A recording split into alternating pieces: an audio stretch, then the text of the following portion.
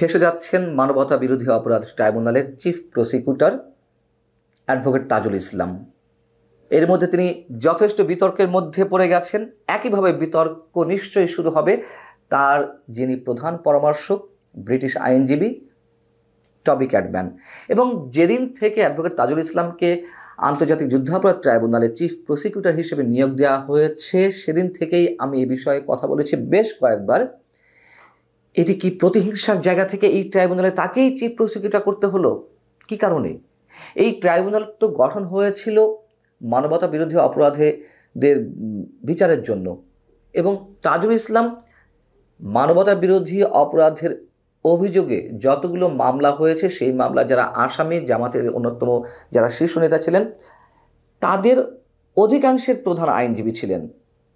এখন এসে যে বিষয়টি দাঁড়াচ্ছে, তাকে খুব স্বাভাবিকভাবেই যদি কোনো মামলা রিভিউ করতে হয়, তাকে ওই মামলার যারা আসামি ছিলেন, যাদের পক্ষে তিনি কাজ করেছেন, এখন তাদের বিরোধিতা করতে হবে।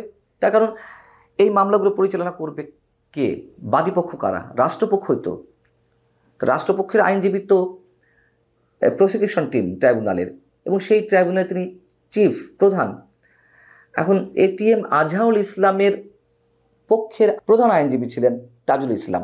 এটিএম আজহারুল ইসলামের যে মামলায় তার মৃত্যুদণ্ড ঘোষণা হয়েছে, তার বিরুদ্ধে রিভিউ আবেদন করা হয়েছে। এখন এই রিভিউ আবেদনের বিরোধিতা করবে কে? রাষ্ট্রপক্ষ। এখন রাষ্ট্রপক্ষের প্রধান আইনজীবী হিসেবে অ্যাডভোকেট তাজুল ইসলামকে বিরোধিতা করতে হবে।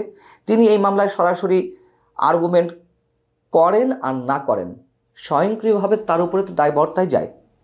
এখন বিষয়টি হয়ে দাঁড়িয়েছে কনফ্লিক্ট অব ইন্টারেস্টের বিষয়, অর্থাৎ তিনি একবার এই আসামির পক্ষের আইনজীবী হিসেবে কাজ করেছেন, এখন সেই আসামির বিরুদ্ধে তাকে দাঁড়াতে হবে। বিষয়টি কেমন? যেহেতু স্বার্থের সংঘাত, এখন এই বিষয়ে আইনজীবীদের পেশাগত আচরণ নিয়ে কি বলছেন যারা এ বিষয়ে অভিজ্ঞ, আইন অভিজ্ঞ, যেমন শাহদিন মালিক, তিনি গণমাধ্যমকে বলছেন, প্রথম আলোকে বলেছেন যে একটি মামলায় একজন আইনজীবী কখনো পক্ষ পরিবর্তন করতে পারেন না, অর্থাৎ কখনো বিবাদীর পক্ষে থাকলে আবার পরে বিবাদীর বিপক্ষে যেতে পারেন না। রাষ্ট্রপক্ষ বা কোনো ট্রাইব্যুনালের আইনজীবীর ক্ষেত্রেও এটা একইভাবে প্রযোজ্য। তিনি বলছেন যে আন্তর্জাতিক অপরাধ ট্রাইব্যুনালের মামলাগুলো খুবই স্পর্শকাতর, তাই এই মামলায় আরও বেশি সতর্কতা অবলম্বন করা প্রয়োজন ছিল। আজহারুল ইসলামের মামলার ক্ষেত্রে কোনো আইনজীবী পেশাগত আচরণ ও শিষ্টাচার বিধি লঙ্ঘন করেছেন কিনা তার বার কাউন্সিলের যে বিধিগুলো রয়েছে সেগুলো যাচাই বাছাই করে দেখা উচিত। এখন বার কাউন্সিলের বিধিমালায় কি বলা আছে? যেহেতু বার কাউন্সিল হচ্ছে আইনজীবীদের পেশাগত আচরণ এবং শিষ্টাচারের বিষয়টি নিয়ন্ত্রণ করে, বার কাউন্সিলের যেই বিধি তার 2 নম্বর অনুচ্ছেদে বলা রয়েছে, বর্তমান মক্কেল বা পুরাতন মক্কেল, যে মক্কেলই হন না কেন, তার মামলা পরিচালনাকালে একজন আইনজীবী যদি মামলা সংক্রান্ত কোনো গোপনীয় তথ্যাদি সম্বন্ধে অবগত হয়ে থাকেন, তবে উক্ত আইনজীবী উক্ত তথ্য নির্ভর কোনো মামলায় উক্ত মক্কেলের বিরুদ্ধে বা বিপক্ষে আইনজীবী হিসেবে নিয়োজিত হতে পারবেন না। আবার 4 অনুচ্ছেদে বলা রয়েছে একজন আইনজীবী পরস্পর বিরোধী কোনো ব্যাপারে কোনো মক্কেলের প্রতিনিধিত্ব করতে পারবেন না। খুব সহজ।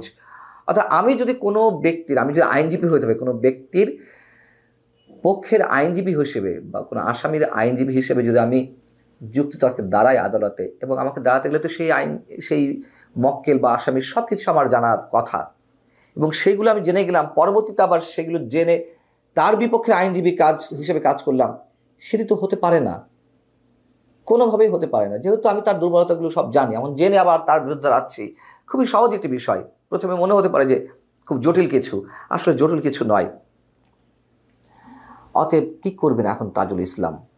এবং এই advocate Tajul Islam chief prosecutor, তিনি কিন্তু এই ট্রাইব্যুনালেরই যে বিচারক টিম ছিলেন, বিচারক টিম ছিল, তাদের রুলের শিকার হয়েছিলেন, রুলের মধ্যে পড়েছিলেন, অর্থাৎ আদালত অবমাননা তিনি করেছিলেন।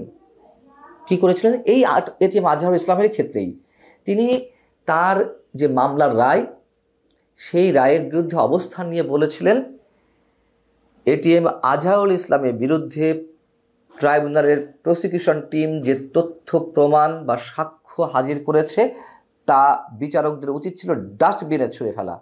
সেটি না করে তারা তার বিরুদ্ধে যে রায় দিয়েছে এটি অষ্টম আশ্চর্য।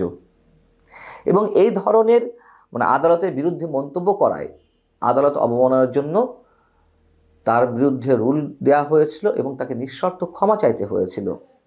সেই আজহারুল ইসলামের মামলার বিরুদ্ধে এখন রিভিউ আবেদন হয়েছে, শুনানির জন্য আদেশ দেওয়া হয়েছে সুপ্রিম কোর্টের পক্ষ থেকে, আপিল বিভাগের পক্ষ থেকে।